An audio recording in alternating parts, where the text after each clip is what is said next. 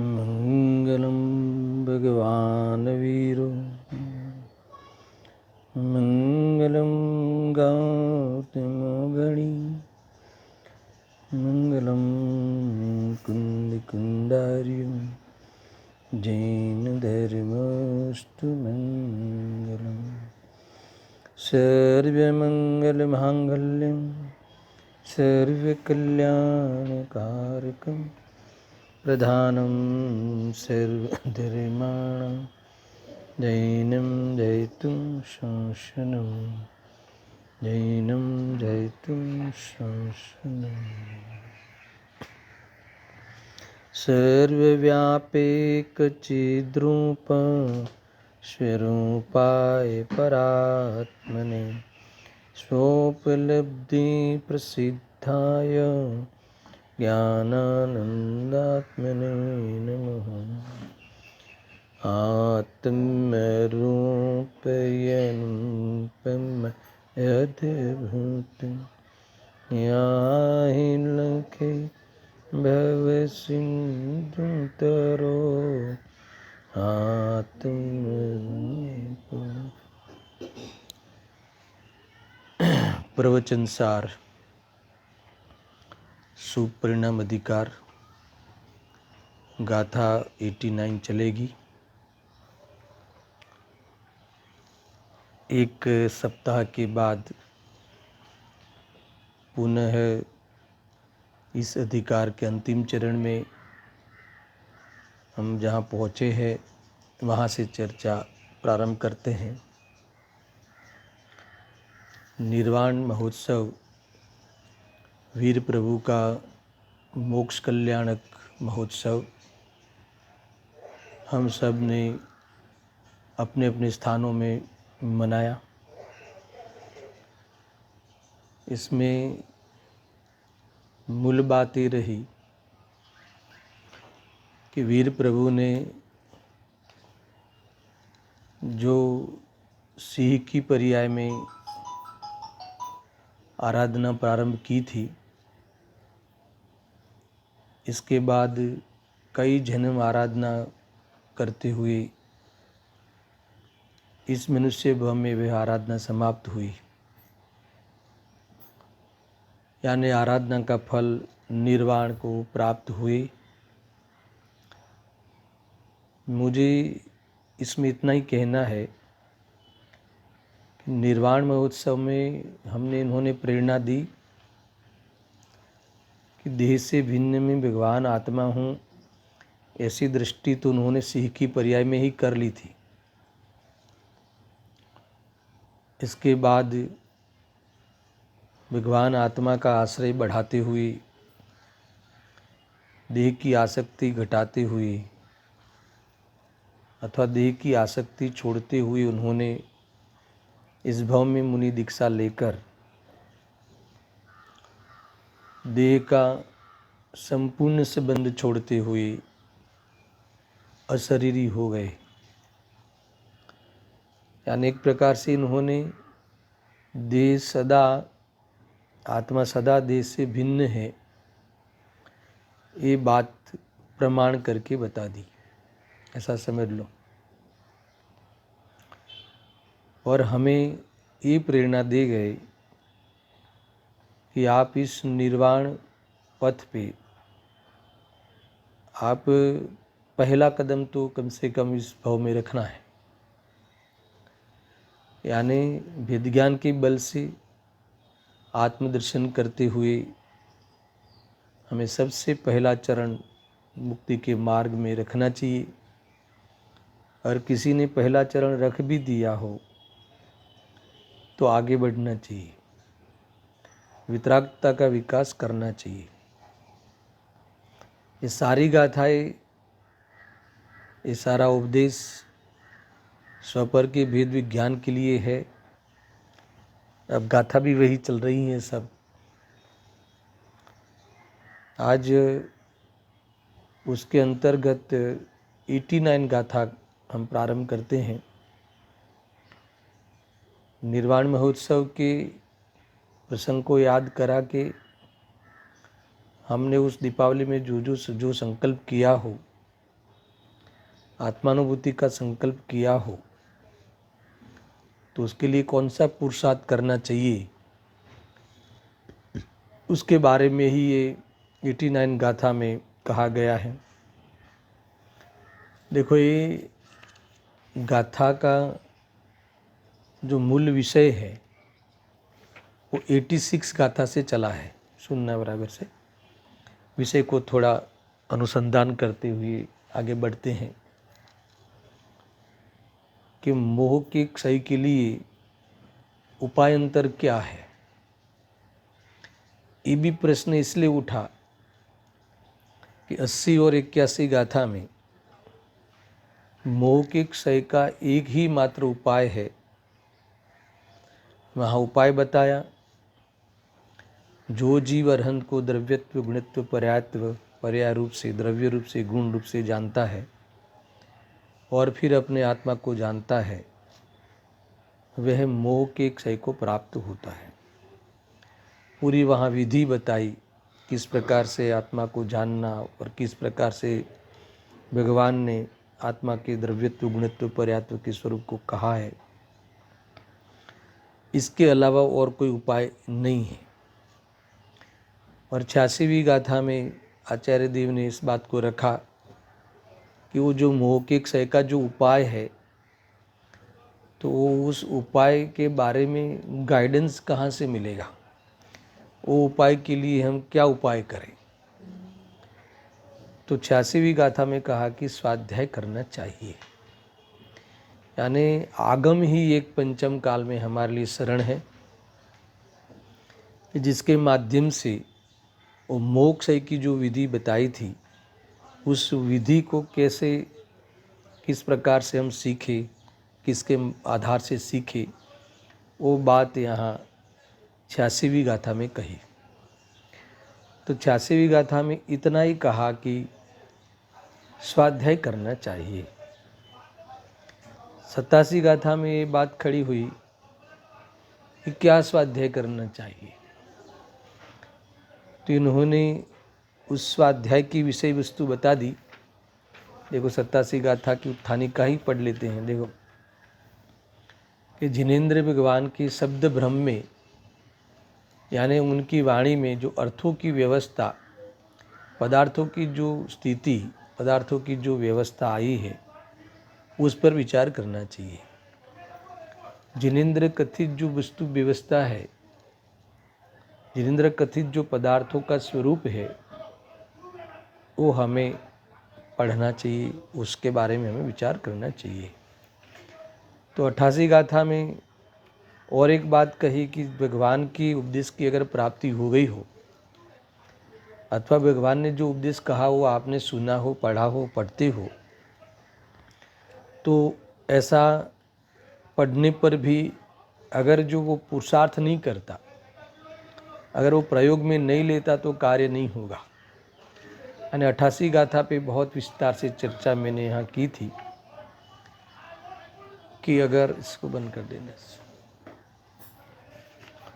है ना, मूल बातें आई थी कि अगर स्वाध्याय तो बहुत किया, कौन से विषय का स्वाध्याय करना चाहिए वो भी हमें ख्याल में आया, और वो स्वाध्याय भी किया।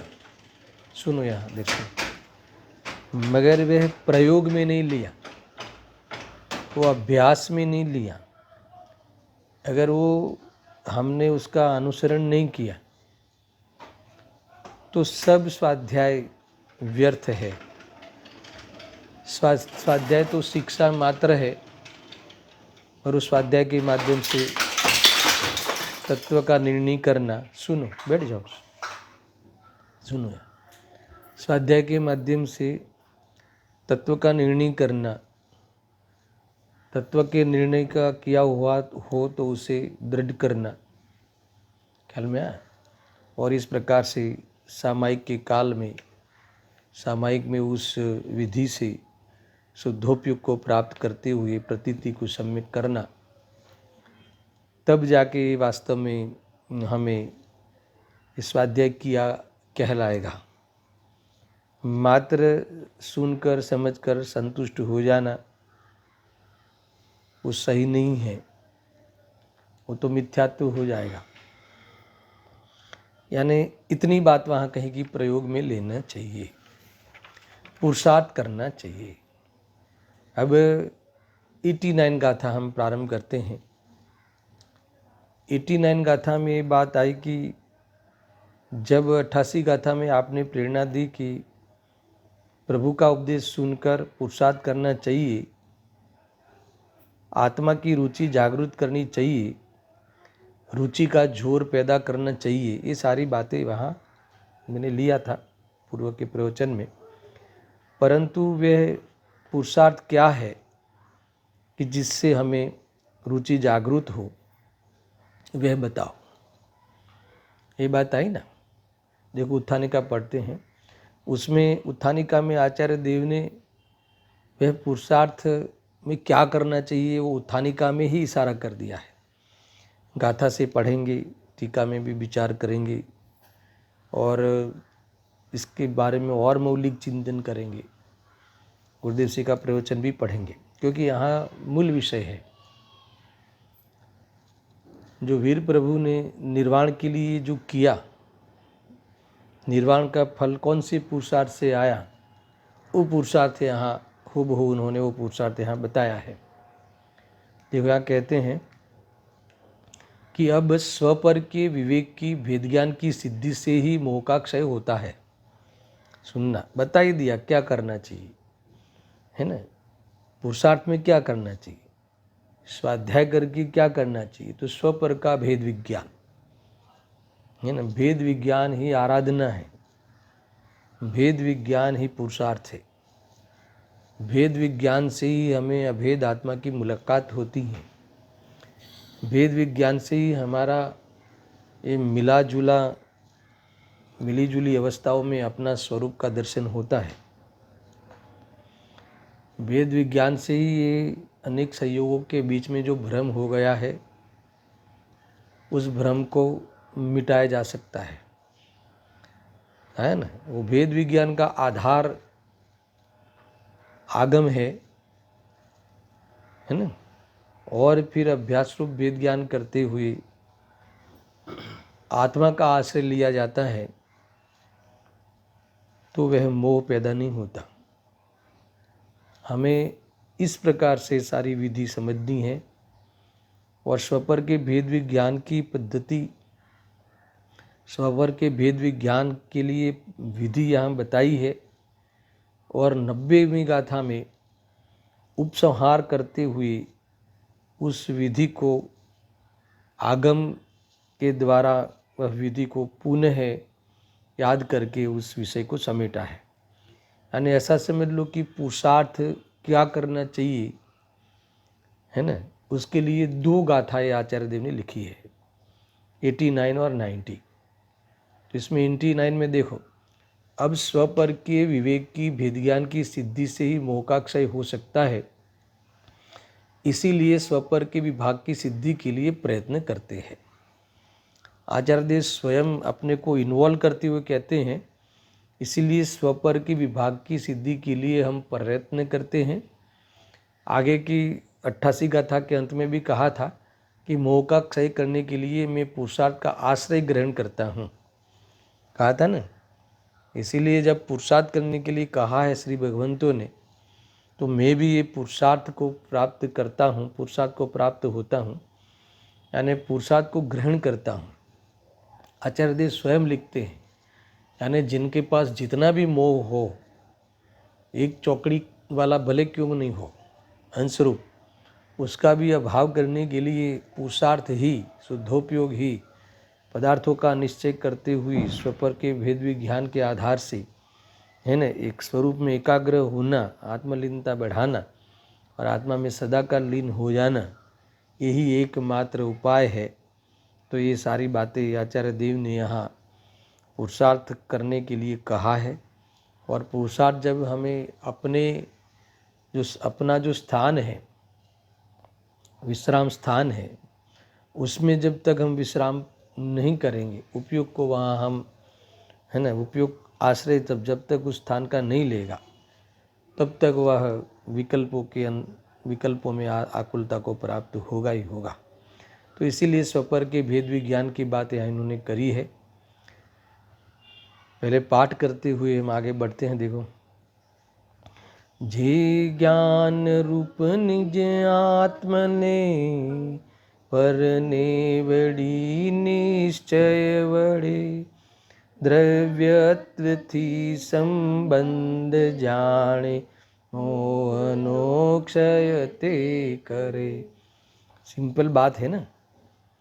देखो, वैसे जो विधि है उसके लिए कोई बहुत बड़ा शास्त्र का अभ्यास, आगमधर, यानी ऐसा नहीं कहा है। शास्त्र स्वाध्याय में भी प्रयोजनभूत कितना है। शास्त्रों में तो बहुत बातें आएगी ना, भगवान की वाणी में क्या बाकी रह जाए। प्रयोजनभूत अप्रयोजनभूत सारी बातें इनके ज्ञान में आई जाती है, भगवान के ज्ञान में और वाणी में भी सारी बातें आती है। द्वादशांग में क्या बाकी रह जाता। फिर भी उसमें जो मूल बात है, प्रयोजनभूत जो 7 तत्व है, प्रयोजनभूत जो 7 तत्व में हेगे उपाधि की चाल पूर्वक जो आत्म तत्व है, उस आत्म तत्व को हम अगर देखते हैं, उसको उपलब्ध करते हैं और अनुभव करते हैं, तो ये 7 तत्व के बारे में जो विपरीत अभिप्राय है, प्रयोजनभूत तत्व के बारे में हमारा जो खोटा भ्रम है, वो सब मिट जाएगा। यही बीमारी है ना, भ्रम ही बीमारी है। और भ्रम मिटे तो सुख की उत्पत्ति का प्रारंभ होता है।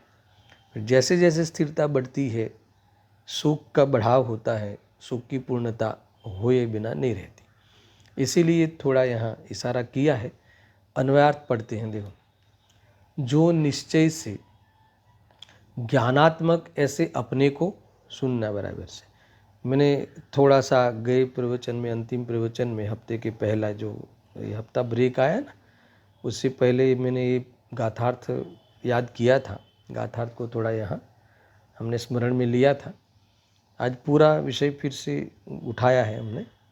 जो निश्चय से ज्ञानात्मक ऐसे अपने को और पर को निज निज द्रव्यत्व से संबंध संयुक्त जानता है, वह मोह का क्षय करता है। बस इतना ही। स्वपर में भी क्या करना, सुनना। स्वपर का विभाग कैसे करना, स्वपर के बीच में भेद ज्ञान का आधार क्या है, क्या विधि है, वो बताया है। तो कौन है स्व? तो निश्चय से ज्ञानात्मक ऐसे अपने को, ठीक है, ज्ञानात्मक, ज्ञान स्वरूपी में भगवान आत्मा ऐसा अपने को और पर को, इसके सिवाय जो भी है वो सब पर को कैसे जानना है? निज निज द्रव्यत्व से संबंध संयुक्त जानना है ना। क्या इसमें ही मैटर है सारी। निज निज द्रव्यत्व से संयुक्त जानता है। आत्मा को कैसे जानना और पर द्रव्य को कैसे जानना? जानना दोनों को है। अकेले आत्मा को जानना ऐसा नहीं, स्व को भी जानना है, पर को भी जानना है। यहाँ कहते हैं कि स्व को कैसे जानना है, पर को कैसे जानना है। तो जो स्व कौन है? जो ज्ञानात्मक अपने को और इसके अलावा जो पर है, वो सब द्रव्यों को निज निज द्रव्यत्व से, निज निज द्रव्यत्व से यानी अपने अपने द्रव्यत्व से, सब द्रव्यों को अपने अपने द्रव्यत्व से, अपने अपने गुण के साथ अभेद रूप से, है ना। पर है तो उसका द्रव्यत्व गुणत्व पर्यात्व का संबंध उस खुद से है, उस द्रव्य से है। और हमारा द्रव्यत्व, हमारा गुणत्व और हमारा पर्यात्व का संबंध हमारे से है ना। तो ये द्रव्यत्व गुणत्व पर्यात्व को ही यहाँ मुख्य किया है। मेरे द्रव्य का संबंध मेरे गुणत्व पर्यात्व से है, पर का द्रव्यत्व का संबंध उसके गुणत्व पर्यात्व से है।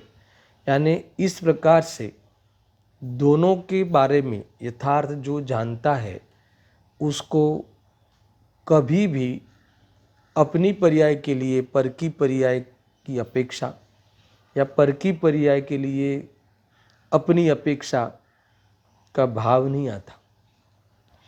ऐसा भ्रम नहीं हो जाता कि मेरी पर्याय कोई परद्रव्य की पर्याय का उसका कारण बने और परद्रव्य की पर्याय का कारण मैं बनूं, मेरे गुण का कारण परद्रव्य का गुण बने, मेरे द्रव्य का कारण परद्रव्य कारण बने। ऐसा सपने में भी उसे है ना नहीं आता। क्यों नहीं आता? क्योंकि उसने भेद विज्ञान के द्वारा आगम के बल द्वारा पहले अच्छी तरह से समझकर अपने मन ज्ञान का विचार बनाकर फिर युक्ति द्वारा उसकी सिद्धि करके फिर वह उसकी प्रतीति कर लेता है, अनुभव कर लेता है, निर्विकल्प होकर अपनी पूरी वस्तु का अनुभव कर लेता है। वस्तु पूरी है ऐसा अनुभव आते ही विकल्प नहीं रहता। कौन सी वस्तु पूरी है? स्व और पर दोनों। विश्व में अगर वस्तुओं में जितनी भी वस्तु है उसमें विभाग करे मुक्ति के मार्ग के प्रयोजन से, तो इस प्रकार से होगा। किस प्रकार से? स्व और पर। इसमें स्व जो है ज्ञानात्मक रूपी अपने आत्मा को, और जो इसके अलावा जो बाकी जितने भी पर है वो सब निज निज द्रव्यत्व से संयुक्त जानता हुआ वह मोह को प्राप्त नहीं होता। ऐसा आचार्य देव ने बहुत सरल भाषा में हमें वह वेद विज्ञान की कला बता दी है। तो बहुत बड़ी बात है। जो 80वीं गाथा में जो विधि बताई थी उस विधि को ही यहाँ एक प्रकार से उपाय के रूप में याद कराया है। ख्याल में है ना? ऐसा है। देखो अब मैं टीका पढ़ता हूँ, सुनना बराबर से।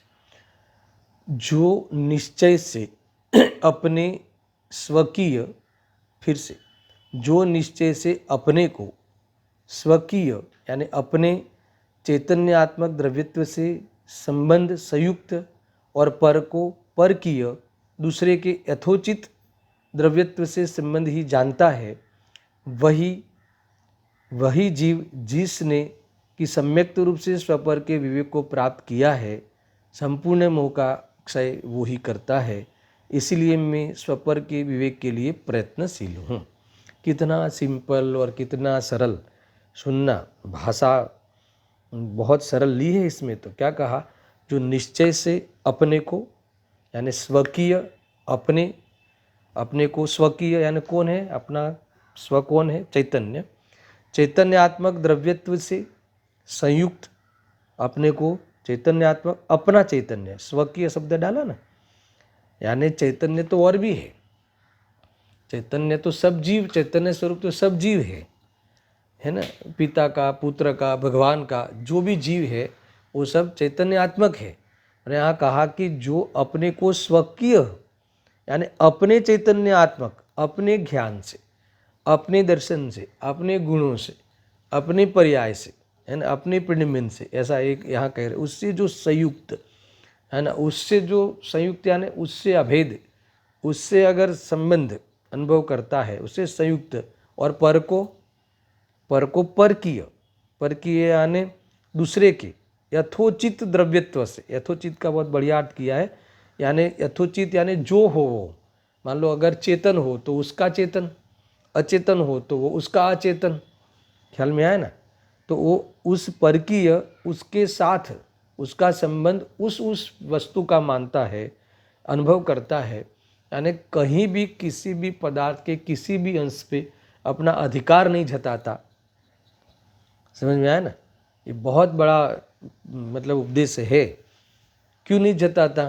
क्योंकि ये जानता है कि उसकी जो चीज़ है, उसका जो द्रव्यत्व है, उसका जो गुणत्व है, उसका जो परिणमन का आधार है, वो सब वह द्रव्य है, उसका उससे ही संबंध है, उससे संयुक्त है।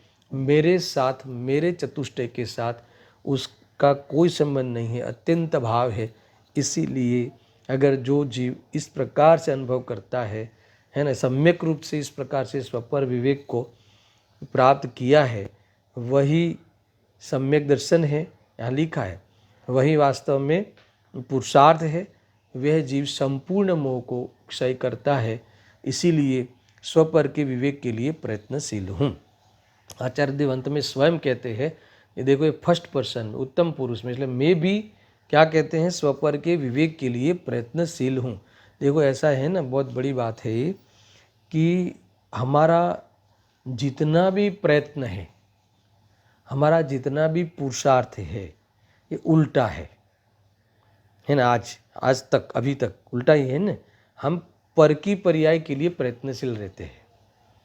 यहाँ कहते हैं कि तू पहले प्रयत्नशील होने से पहले, सुनना वहाँ देखना जरा, तुम पर के साथ प्रयत्नशील, सुनो दर्शन, इस प्रयत्नशील रहने पर सुनना, पहले ये तो नक्की करो कि उस पर्याय का आधार और पर्याय का आश्रय, उस द्रव्य की पर्याय का आश्रय उसका द्रव्य है। वो नपुंसक नहीं होता कोई द्रव्य। हर द्रव्य अपनी प्रजा उत्पन्न करने में सक्षम होता है। तो उस पर्याय को मैं करूं, है ना।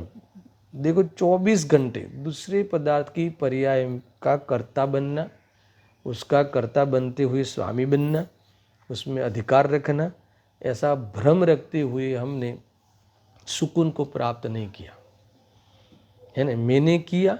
मैंने किया था, अभी वर्तमान में वो उस प्रकार से निमित्त बनने में भी सक्षम नहीं हो। तो पहले हम सब बहुत करते थे, अभी हमारी उम्र हो गई, है ना, हमारे समझ में है ना। पहले हम युवानी में ये सब बहुत काम किया करते थे। ऐसे चाहे भूतकाल के साथ एकत्व, है ना, भविष्य के साथ एकत्व, वर्तमान के साथ एकत्व, कुछ न कुछ कर्ता बनना, एकत्व करना, ममत्व करना, इस प्रकार से कुछ न कुछ संबंध जोड़ देना, है ना, भ्रम से कुछ न कुछ संबंध जोड़ देना। तो ये है नहीं संबंध और संबंध जोड़ देना, तो इतना बड़ा अपराध करेगा तो उस अपराध का फल बंधन ही होगा। और उस समय भी उपयोग का वहाँ परद्रव्य में रुक जाना, परद्रव्य में व्यवसाय करना, है ना, परद्रव्य में एकत्व मानते हुए वहाँ व्यवसाय करना, एकत्व की मान्यता का ही पोषण वर्तमान ज्ञान के द्वारा करना, इससे बड़ा अपराध और क्या होगा। आचार्य देव कहते हैं कि जब कोई व्यक्ति वेद विज्ञान के द्वारा, है ना, वो अपने को, अपना जो स्वकीय चैतन्य के साथ मेरा संबंध है, मैं चैतन्य, चेतन मेरा गुण, चैतन्य मेरा गुण और चेतना मेरा कार्य, इससे ही मेरा कार्य, चेतना मेरा कार्य, आप जानना देखना, जानने देखने रूप परिणमन होना मेरी पर्याय में वो मेरा कार्य, है ना। और वो चैतन्य गुण की ओर से वो देखना जानना, और वह चैतन्य से अभेद, और इस चेतना के साथ उस व्यतिरेक में मेरा बना रहना, हर व्यतिरेक में चेतना, हर चेतना जानने देखने में मेरी हाजिरी होना चैतन्य के रूप में, यही पूरा मेरा, है ना, अभेदपना, यही मेरा, मेरे गुण पर्याय के साथ यही मेरा संबंध, है ना। ये आया ना अभेद रूप से, अखंड रूप से। और पर का पर के साथ यथोचित, पर में भी यथोचित लिया, यथोचित यानी पर चेतन हो तो चेतन, अचेतन हो तो अचेतन। पर में चेतन हो तो उस चेतन का उसके चैतन्य के साथ, उसकी चेतना के साथ, अचेतन हो तो उसके स्पर्श रस गंध वर्ण आदि के साथ, इस प्रकार से उसका संबंध उस गुण पर्याय से उस द्रव्य का रहता है। उसमें मुझे कोई भी विकल्प करने की क्या आवश्यकता है। जब इस प्रकार से पूरी व्यवस्था, प्रकृति की नैतिक, प्रकृति की जो ये व्यवस्था में कभी अनिति नहीं होती, है ना, तो इस प्रकार से व्यवस्था है। तो अब मुझे वो व्यवस्थित व्यवस्था में विकल्प करने का कोई वजूद नहीं मालूम पड़ता, इसीलिए इस मोह का अभाव हुआ है। तो मोह उत्पन्न ही नहीं होता, इसीलिए विकल्प का भी कोई कारण वहाँ नहीं है। ऐसा मोह का क्षय कर सकता है, होता है, और ज्ञान करते भी है। आचार्य देव ने कहा कि मैं एक कण जितना भी अभी जो मोह बाकी है, उसके लिए भी इस विधि से ही मैं प्रयत्नशील रहता हूँ। ऐसा कहकर वो स्वयं को ही इस मार्ग में खड़ा करके, है ना, तुम्हें करना हो तो यही उपाय है, करना है तो यही उपाय से होगा, नहीं करना है तो मत करो, पर मैं तो प्रयत्नशील हूँ। ऐसा कहकर आचार्य देव ने अपना मंतव्य रजू यहाँ कर दिया है। अब देखो मैं थोड़ा सा इसमें ये जो कहा ना कि जो निश्चय से ज्ञानात्मक ऐसे अपने को और पर को निज निज द्रव्यत्व से संबंध संयुक्त जानता है, यानी अपने अपने जो गुण पर्याय जिसका है उसके साथ संबंध है, मेरे साथ संबंध नहीं है। देखो यानी स्वपर के भेद विज्ञान में इसमें मेन बात इन्होंने ये उठाई कि अकेले स्व को जानने से काम नहीं होगा, सुनना है ना। अकेले आत्मा को जानना ऐसा नहीं कहा इसमें, स्व और पर को। और कैसे जानना वो सारी बात एक बार विचार करते हैं। यहाँ कहते हैं कि अकेले स्व को जानने से काम नहीं चलेगा, पर को भी जानना पड़ेगा, सुनना। और अकेले पर को भी जानने से काम नहीं चलेगा, स्व को भी जानना पड़ेगा। दो बातें सुनना बराबर। सावधानी रखना कि यहाँ स्वपर प्रकाशक वाली बात नहीं है। यहाँ जो स्व और पर शब्द है उसमें स्व यानी आत्मा और पर यानी इसके सिवाय बाकी की चीज़ें, है ना। जैसे स्वपर प्रकाशक स्वभाव जो है ना, स्वयं को जानता हुआ पर को प्रकाशता है पर रूप नहीं होता, ऐसा स्व वो पूरा स्व में आएगा। स्वपर प्रकाशक स्वभावी में स्व, बाकी सब पर, ऐसा लेना है, सुनना। यानी देखो कहीं कहीं ये वाक्य मिलता है ना कि स्व को जानना सो निश्चय, स्वपर प्रकाशक में, और पर का जानना सो व्यवहार। ऐसा ये जो वाला सिद्धांत है यहाँ मोक्ष मार्ग में अलग प्रकार के प्रयोग से है, सुनना बराबर बराबर ध्यान रखना। मोक्ष मार्ग में इसका कैसा प्रयोग है कि पहले ये बात समझना कि स्व को जानना सो निश्चय और पर को जानना सो व्यवहार। अर्थात ऐसा भी कहते हैं कि स्व का आश्रय सो निश्चय, पर का आश्रय सो व्यवहार, ऐसा कहते हैं ना। तो इसमें ये बताना है, इसमें मुक्ति के मार्ग में ये बताना इस कथन का, स्व को जानना सो निश्चय, पर को जानना सो व्यवहार, तो इसमें नहीं जानता है वो वाली बातें वहाँ नहीं खोलनी है।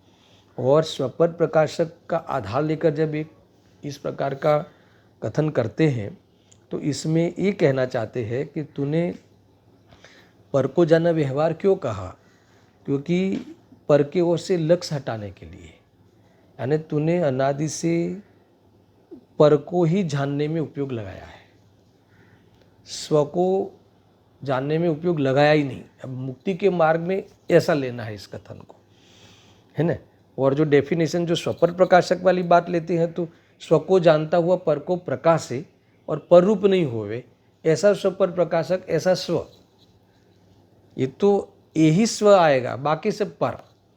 मगर जब ऐसे नयों को जब लेते हैं बीच में और स्व को जानना सो निश्चय और पर को जानना सो व्यवहार, इस बात को कहकर ये मुक्ति के मार्ग में इसका इस प्रकार से प्रयोग कराते हैं आचार्य देव, है ना।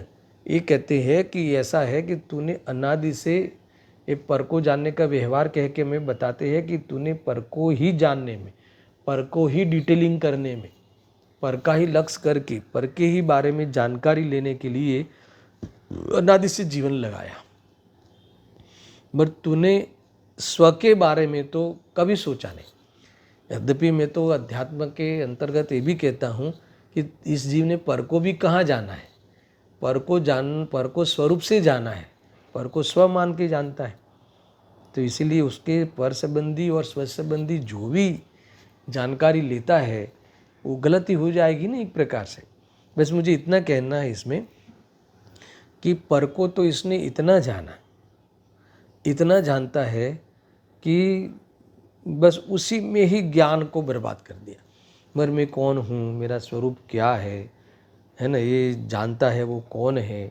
जानना कहाँ से आता है, जानना इंद्रियों से आता है कि पर में से आता है, इसके बारे में कभी इसने विचार तत्वतः नहीं किया, है ना। इसीलिए यहाँ कंडीशन रखी कि तुझे अगर मोह का अभाव करना हो तो मूल विषय पे आ जाओ कि तुझे अकेले मतलब स्व को ही जानने से काम नहीं होगा, पर को भी जानना पड़ेगा। अर्थात अकेले पर को ही जानना ऐसा नहीं, स्व को भी जानना पड़ेगा। ये बात यहाँ खास कही थी। देखो यानी ऐसा इसको समेटते हैं इस विषय को, स्व को स्वरूप से जानना और पर को पर रूप से जानना।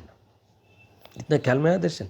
वेद ज्ञान कैसे करना, पर को जानना ही नहीं है ना, स्व को ही जानना है ना, कोई कहे भी स्व को नहीं जानना पर को ही जानना, ऐसा नहीं, दोनों को जानना। आचार्य देव ने वही बात उठाई कि भाई तू स्व को और पर को है ना, निश्चय से में जो ज्ञानात्मक आत्मा अपने को और पर को निज निज द्रव्यत्व के साथ संबंध है, यानी अपने अपने गुण पर्याय से संबंध है, यानी स्व को स्वरूप से, पर को पर रूप से, उसके गुण पर्याय उसके, मेरे गुण पर्याय मेरे, और ये कब कब, तीनों का, समझ में आया ना, तीनों काल ऐसा स्वरूप है।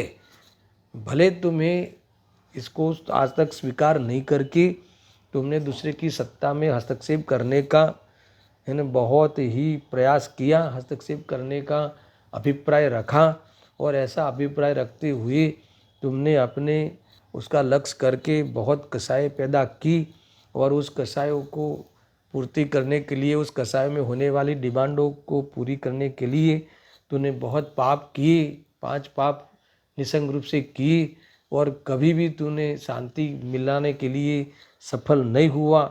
तो कहते हैं कोई बात नहीं, अभी तू जाग जा, अभी जाग जा कि तू स्व को स्वरूप और पर को पर रूप सबसे पहले यहाँ से तू स्टार्ट कर। समझ में आया ना।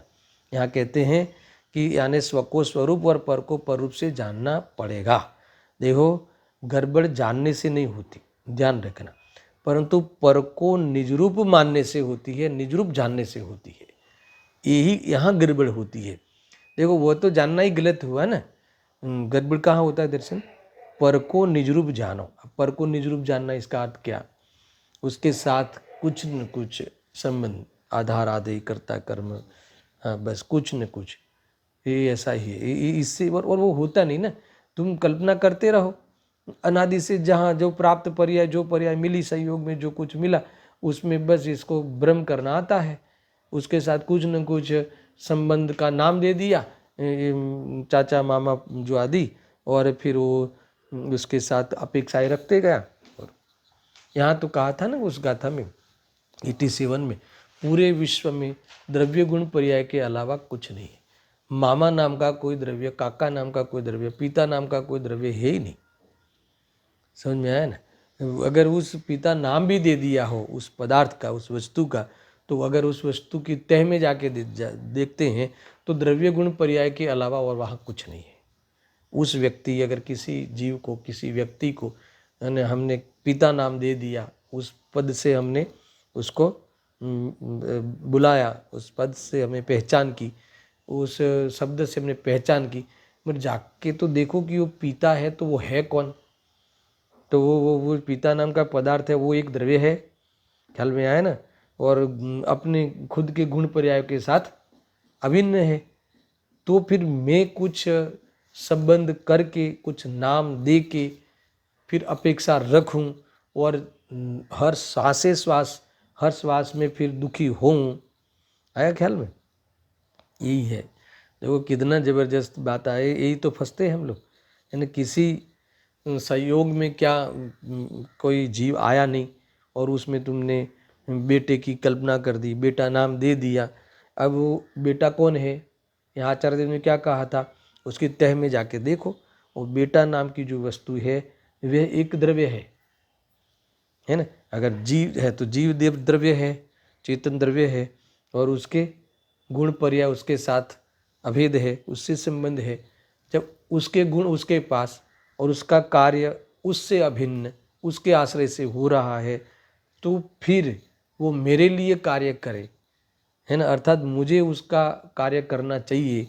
ऐसा पूरे जीवन भर, जन्म से मरण लेके तक, है ना, बेटे के लिए कुछ करूँ, बच्चों के लिए कुछ करूँ, ऐसा विशेष प्रकार से मोह में वह दुखी होता है। यहाँ कहते हैं कि जगह पर बता तो सही कि भी तू उस वस्तु जो है, आया ख्याल में, उस वस्तु का गुण पर्याय उसके साथ संबंध रखता है। और इसीलिए देखो कई बार हम लोग अंत में कोई अपने विचारों के अनुसार बाहर में कोई व्यवस्था नहीं बनती, तो क्या करे भाई, हमारा वो तो उसका ऐसा होना था, फिर क्या, तो फिर अपने भाग्य को दोष देते हैं, हमारे भाग्य में ऐसा था। अरे कौन सा भाग्य, समझ में आया कि नहीं, ये सब निमित्त प्रधान कथन है। मैं नहीं कह रहा कि ये सब नहीं है, पाप पुण्य का उदय जो है वो है, मगर पाप पुण्य के उदय में एक व्यवस्थाओं के पहले जो अर्थव्यवस्था है, जो भगवान के ज्ञान में जो अर्थव्यवस्था है, उस अर्थव्यवस्था को पहले पढ़ लो, फिर ये निमित्त प्रधान शैली को तुम विचार करो, तो उदयों के अंतर्गत भी तुम्हें अलग रहना आ जाएगा। समझ में आया दर्शन? बराबर शांति से समझना। पहले द्रव्यत्व गुणत्व पर्यायत्व रूप से ये तुम अर्थव्यवस्था तो समझो, ये भगवान ने कही हुई पदार्थों की व्यवस्था तो समझो, कि ऐसा कोई भी पदार्थ बताओ कि वो ऐसा कोई भी पुद्गल या जीव, चेतन या अचेतन, जो भी वो अपने गुणों से अलग हो, है ना। मिश्री हो मगर मिठास कहीं और हो, मिश्री को मीठी करनी पड़े, ऐसा कहीं भी नहीं होता। और हर समय अपने अपने गुणों का परिणमन, है ना, किसी के किए बिना स्वयं वो द्रव्य परिणमता है। अगर एक अचेतन कि जिसमें ज्ञान नहीं है, तो ज्ञान नहीं है तो भी परिणमता है। परिणमन के लिए ज्ञान नहीं चाहिए, चाहे जीव हो कि चाहे अजीव हो। समझ में आया ना? स्वयं परिणमता है। तो मुझे बताओ कि फिर हमें अपने परिणमन के लिए या किसी और के परिणमन के लिए किसी के साथ संबंध की कल्पना करने का अपराध हम क्यों करें? ख्याल में ये यहाँ कहते हैं, स्व और पर की जो भिन्नता का क्या गजब उपदेश दिया है कि पर को पर रूप जानना, स्व को स्वरूप जानना। जानने में कोई प्रॉब्लम नहीं है, इसमें गड़बड़ नहीं होती, पर जब पर को निज रूप जानते हैं, बात वहीं से निकली तो बात खराब हो गई, है ना। फिर उसका संसार नींद हराम हो गई, ऐसा समझ लो। फिर उसकी शांति चली गई, फिर वो शांति को प्राप्त होने की बात वहाँ नहीं है। और सुनना, देखो, हम देह से भिन्न अपने को, अपने भगवान आत्मा को जानना है। सुनना, मैं अभी खास वेद विज्ञान में आगे बढ़ता हूँ कि देखो, हम देह से भिन्न अपने को, अपने भगवान आत्मा को जानना है, तो क्या करना है? तो वो वेद ज्ञान के प्रसंग में हमने अकेले अपने आत्मा को ही जाना, ऐसा नहीं है। अपने को क्या करना है? देह से भिन्न अपने भगवान आत्मा को जानना है, बराबर। हमें तो यही जानना है। तो इसमें हमने अकेले आत्मा को जाना कि देह को भी जाना, है ना। तो यहाँ कहते हैं कि अपने आत्मा को ही जाना, ऐसा नहीं है अकेले, हमने देह को भी जाना। आने वहाँ आत्मा का भी जानना हुआ और देह का भी जानना हुआ। बस फर्क ये है कि दोनों को जानने की रीत, दोनों को जानने का प्रकार अलग अलग है। कैसा अलग है? तो सुनना, देह को तो ए में नहीं हूँ ऐसा जानना है, और आत्मा को ए ही में हूँ ऐसा जानना है। समझ में आया ना? ये यहाँ कहते हैं, इस प्रकार से जानने को ही वास्तव में असली जानना कहते हैं, है ना। इसी को ही सम्यक रूप से जानना ऐसा कहते हैं, है ना। इसने ही स्व और पर को, देह और आत्मा को जाना है, ऐसा कहा जाएगा, ऐसा है। देखो, कई बातें हैं, मैं थोड़ी वेद ज्ञान के बारे में, बहुत सरल है ये, मौलिक चिंतन बताता हूँ। वैसे गाथा तो समाप्त हो गई है। देखो, ऐसा है कि वेद विज्ञान किससे करना है हमें, है ना। ये देह से भिन्न भगवान आत्मा, मूल बात ये है। ये जो असमान जाति द्रव्य पर्याय है ना, वो वही मेन है। बाकी केवल ज्ञान की पर्याय से मैं भिन्न हूँ, कि ये अपने सम्यक दर्शन की पर्याय से मैं भिन्न हूँ, वो वाली बात प्रवचन सार में नहीं उठाई, है ना। ध्यान रखना, वो उससे अप्रमत से भिन्न हूँ इसका निषेध नहीं है। समय सार की जो बात है वो, पर उससे पहले ये कहते हैं कि तू ये जो स्थूल है पर्याय, ये जो स्थूल जो संयोग है, उससे तो भेद विज्ञान कर, मूल यही बताते। देखो, आज ऐसा एक भी जीव बताओ कि कोई ऐसा कहता हो कि मैं केवल ज्ञान से अभिन्न हूँ, मैं सम्यक दर्शन से अभिन्न हूँ, ऐसा कोई नहीं कहता। क्योंकि ऊपर से ऐसा कहता है कि मुझे तो अभी सम्यक दर्शन है ही नहीं, केवल ज्ञान तो है ही नहीं। तो उससे वेद ज्ञान से पहले, सबसे पहले ये मूल, ये प्रवचन सार का ये विषय मूल है, जो पर समय कहते हैं ना, पर्याय मूढ़ा पर समय। तो ये असमान जातीय द्रव्य पर्याय, सब 93 गाथा में सारी पर्यायों का ज्ञान कराते हैं। समान जातीय द्रव्य पर्याय, असमान जातीय द्रव्य पर्याय, गुण पर्याय, सब। मगर फिर कहेंगे कि तू मूल तो असमान जातीय द्रव्य पर्याय में ये जो शरीर आदि तुझे संयोग में मिलते हैं, उसके साथ तेरा जो एक साथ में होना होता है, वहाँ तू सबसे पहले वो भेद ज्ञान को तू जगा दे, बाकी सब ऑटोमेटिक है। समझ में आया कि नहीं? ये पढ़े तो इतना ऊंचा कि केवल ज्ञान की पर्याय से भिन्न हूँ, ये हूँ, भिन्न हूँ, सम्यक दर्शन की पर्याय भी मैं नहीं हूँ, बहिर्तत्वम, ये सब ऐसा कहेगा, मेरे देह को अपना मानता है, वो इतनी बड़ी भूल तो पड़ी है। समझ में आया ना? इसलिए खास इस बात को यहाँ मैंने याद कराया है। वेद विज्ञान में मेन चीज़ ये है। ऐसा है, देखो बताएंगे ये नथी प्रमत के नथी अप्रमते के ज्ञाय के भाव छूँ, ये बताएंगे। यानी ये जो मुझे श्रद्धा, मेरी पर्याय श्रद्धा की पर्याय मुझे माने या न माने, मैं तो पूरा का पूरा हूँ। समझ में आया ना? अगर पर्याय मैं चैतन्य स्वरूप ऐसा अनुभव नहीं भी करे तो भी मैं चैतन्य स्वरूप हूँ। तो इस प्रकार से उन पर्यायों को मुझे चेतन रूप रहने में मुझे उस पर्याय की भी गरज नहीं है। ये बात वहाँ से भी बताते हैं। यानी अपने आत्म तत्व की महिमा के लिए इतना सम्यक दर्शन जितना नहीं है, वो सम्यक दर्शन की पर्याय देखे या ना देखे, मैं तो पूरा हूँ। तो इस प्रकार से हर पर्याय से विज्ञान कराने की विधि है।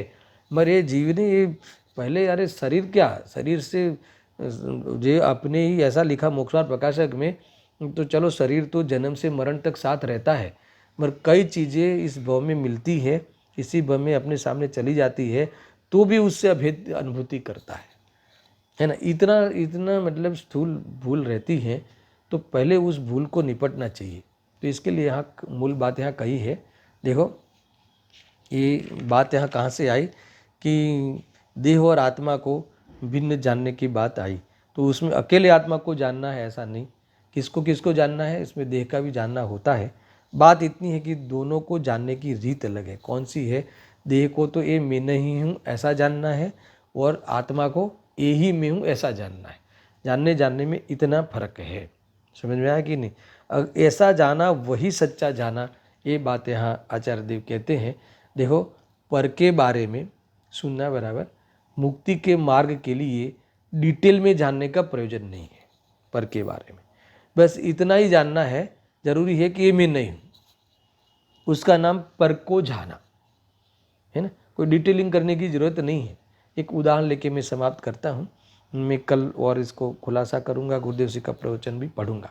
उदाहरण देखो, जैसे कहीं हम देवलाली के लिए निकले, मान लो चार रास्ता आया, बम्बे से निकले, 4 रास्ता आया, तो अब कौन से रास्ते में, 3 रास्ते में से एक रास्ता जो बम्बे से आए हैं तो वो तो देवलाली का होगा नहीं, तो अब 3 रास्ते बाकी रहे, तो उसमें कौन सा रास्ता देवलाली का है? तो कौन सा रास्ता देवलाली का है वो हम किसी को पूछते हैं कि देवलाली कौन सा रास्ता जाएगा, तो वो कहता है कि वो राइट वाला जाएगा। ठीक है, तो हम वहाँ चल पड़ते हैं। तो बाकी के जो 2 रास्ते हैं सुनना, तो वो 2 रास्तों को हमने जाना कि नहीं जाना, है ना। भूल क्या होती है, कई लोग तो ये कहते हैं कि वो 2 रास्ते को जानने की क्या ज़रूरत है, ऐसा लिखा है, बाकी के 2 रास्ते जानूंगा नहीं, इस पे उतर आता है। और कोई ऐसा है कि वो 2 रास्ते की भी डिटेल जान लेते हैं, डिटेलिंग में रुक जाता है। ये 2 भूल होती है। देखो मेरा कहना यह है कि उस व्यक्ति ने कहा कि राइट में देवलाली जाता है, अब वो राइट में जाने लगा तो वो 2 रास्ते को जाना होगा कि नहीं जाना होगा? क्या जाना होगा कि ये रास्ते देवलाली नहीं जाते हैं, वो साथ में आ ही गया, और उतना ही जाना जरूरी है, उतना ही जानना है। वो एक तो ऐसा व्यक्ति मिल जाता है कि वो उसको हमको जानना ही नहीं, अरे जानना हो ही गया कि वो नहीं जाना है, यहीं जाना है, बस इतना हो गया। समझ में आया कि नहीं? और कोई तो इसमें ऐसा उतर पड़ता है कि ठीक है ये देवलाली जाता है भाई, तो फिर ये कहाँ जाता है, ये कहाँ जाता है? अरे तुझे क्या करना है, नक्शा बनाना हो उसके लिए है।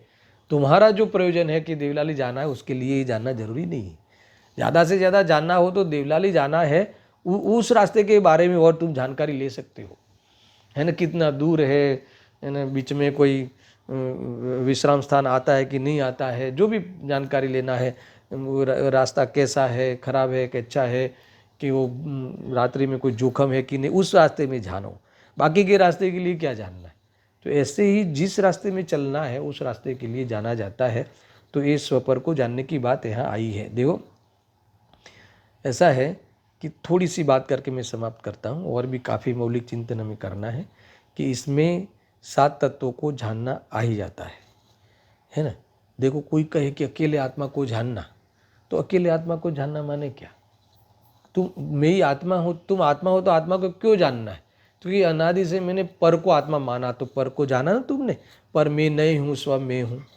ठीक है। अच्छा, तो पर को मैं जानता था, पर को अपना मानता था, तो अपना माना तो आश्रव तत्व आ गया। अभी मैं पर को अपना नहीं मानूंगा, स्व को अपना मानूंगा तो संवर तत्व आ गया। तो अपने को मानकर करे को क्या करोगे, तो क्या उसमें मैं सदा उसके आश्रय में रहूंगा तो निजरा तत्व आया, है ना। फिर कभी बाहर नहीं आऊँगा तो मोक्ष तत्व आया है ना, सातों तत्व। उसमें एक आत्मा को जानना अर्थात सात तत्वों को हे ज्ञ उपाधि की चाल से जानना, इस प्रकार से भेद ज्ञान की पूरी विधि है। थोड़ा इसी बारे में कल विस्तार करते हुए आगे बढ़ेंगे। मूल विषय अपना ये चलता है, आचार्य देव ने कहा कि पुरुषार्थ में क्या करना, तो क्या स्वपर का भेद विज्ञान करना है ना। इसका थोड़ा और विचार करेंगे। 90वीं गाथा इसी को, इस विषय को लेके उपसंहार करती हुई गाथा है। तो 89 और 90 गाथा हमारे लिए वेद ज्ञान का पुरुषार्थ करना है, तो उसमें वेद ज्ञान रूप पुरुषार्थ ही वास्तव में पुरुषार्थ है, ये वाली बात लेके ये दोनों गाथाएं आई है। बाकी की चर्चा हम कल करेंगे। सहजानंदी शुद्ध स्वरूपी अविनाशी हूँ आत्मस्वरूप। सहजानंदी शुद्ध स्वरूपी अविनाशी हूँ आत्मस्वरूप। सहजानंदी शुद्ध स्वरूपी अविनाशी हूँ आत्मस्वरूप।